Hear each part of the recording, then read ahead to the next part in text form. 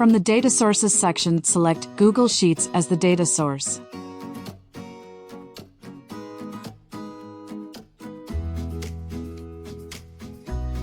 Select your added MySQL data warehouse as the data destination.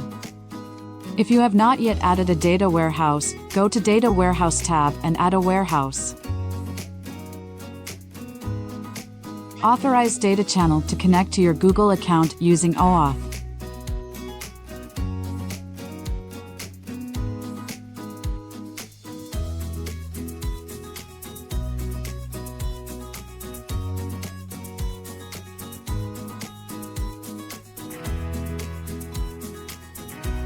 Click on Add Data Pipeline to start adding data pipelines to your account.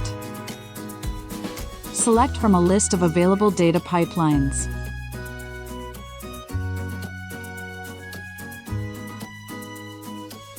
Configure as per your needs.